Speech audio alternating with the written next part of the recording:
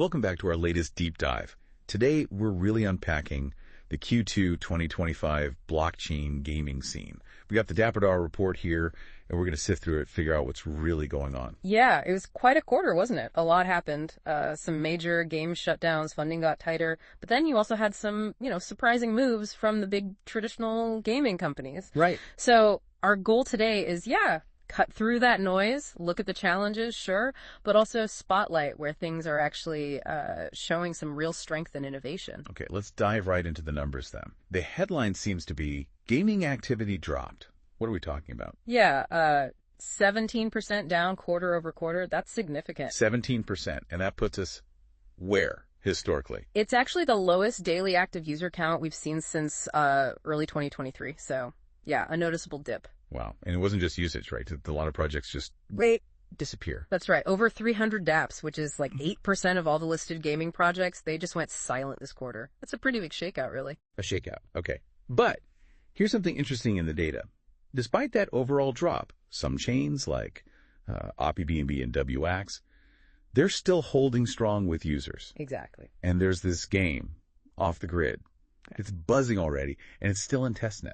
What does that tell us? Well, it tells us users are still definitely out there, right? They haven't all left. Yeah. The activity on opBNB and WX, it suggests those communities, maybe they're built on more than just hype, like actual utility or just fun. Okay. And off the grid. That just shows, I think, that if the gameplay itself is compelling, players will show up, even early on. It's not just about the token. Right. Gameplay still matters.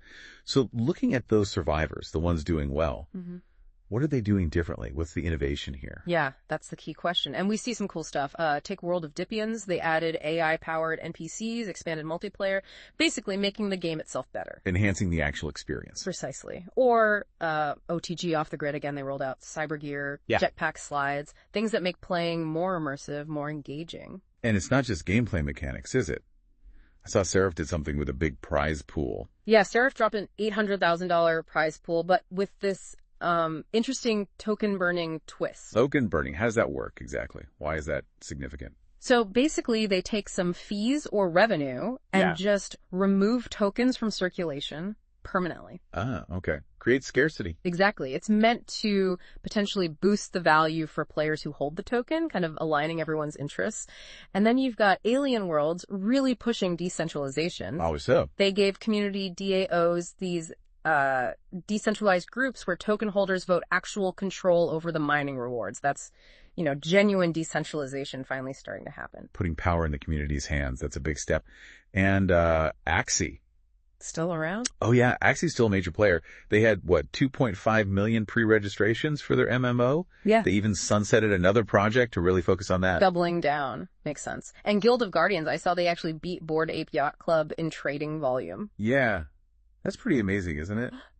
That really says something. Like Web3 gaming NFTs are not just collectibles anymore. They have real traction based on the game. Absolutely. It suggests a shift towards, NFTs that actually do something in a game people want to play. Utility is becoming king, maybe. Seems like it. But, okay, we have to talk about the other side, too. Yeah. It wasn't all success stories. This quarter saw a lot of projects. Well, fail. It was a harsh culling, no doubt. Games like Ember Sword, Nine Heroes, Illyria, Walking Dead Empires, Blast Royale, Mojo Melee. They're no longer active. Yeah, that's a tough list. What went wrong? Is there a common thread? Usually, yeah. It often comes down to a few things. Running out of money, obviously. Or just not being able to keep players interested, low retention. The game wasn't fun enough, basically. Or maybe they just chased the hype, focused on the token maybe, instead of building something solid and enjoyable long term. So what happens now for those teams, those communities? It varies. Some teams are talking about open sourcing their code, letting the community take over perhaps. Others might be looking for mergers. And some just leave. And some have just, left the space entirely. It's a tough reality. So zooming out again, what does all this turbulence mean for the bigger picture, like the metaverse and the NFT market overall? Well, it's interesting. Metaverse NFT trading volume was down 26%. Okay, down. But the number of sales, the actual count of transactions, was up 54%. Whoa, okay. So volume down, sales count up. What does that tell you? It suggests, more people are buying, but they're spending less per item. Lower prices. more accessible, maybe. Could be lower entry points, maybe a broader base of buyers, or maybe, like we said with Guild of Guardians, a shift away from super expensive speculative assets towards things with more utility or just collectability value. And meanwhile, the big platforms are still building, right? Like Sandbox, Pixels. Definitely. Foundational work is continuing. The Sandbox and Pixels kept developing. Yuga's other side moved to a 247 always-on model. And Mocha Chain launched. Yeah, a whole layer 1 blockchain specifically for identity and data in the space. That's, fundamental infrastructure being laid down, not just flashy game launches, but the underlying tech. Which points to long-term thinking. And speaking of long-term, the Web2 giants, they seem more committed than ever. Undeniably. I mean, Sega went live with a card battler, Ubisoft is back with Might and Magic. Netmarble is shipping 7 new games, and they have a fund with Immutable. Exactly, a $20 million fund. And even, things like that Lionel Messi NFT from FIFA selling for $11,000. These aren't small experiments anymore. These are major players making serious strategic moves. Okay, let's talk money then. The funding.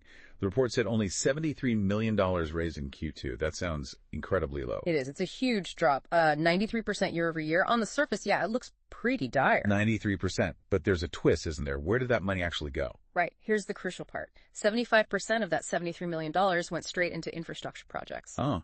Not individual games so much, but the underlying tech. Exactly. Things like Magic Block, Cooking, City, Ultra, especially on Solana. That seems to be getting favor. Investors are betting on the rails, the foundations for what's next, rather than just specific game titles that might, fizzle out in this market. So it's a long-term play. Building the infrastructure for the future, even while game funding itself is tight. Precisely. It shows a focus on building something sustainable. Okay, so wrapping this up, funding's definitely down. Overall activity took a hit. Lots of projects didn't make it. But the dedicated builders, they're still here. They're grinding away. The infrastructure is getting serious investment, and those legacy players are making big bets. Yeah. It feels less like an end and more like a refocusing maybe, and maturing. I think that's a good way to put it, a recalibration. And that next breakout game, it's not if, it's when. It could be one of these games in testnet right now, just waiting for its moment. So the question for you, the listener, is what parts of this shifting landscape are you going to be watching most closely now? Lots to think about.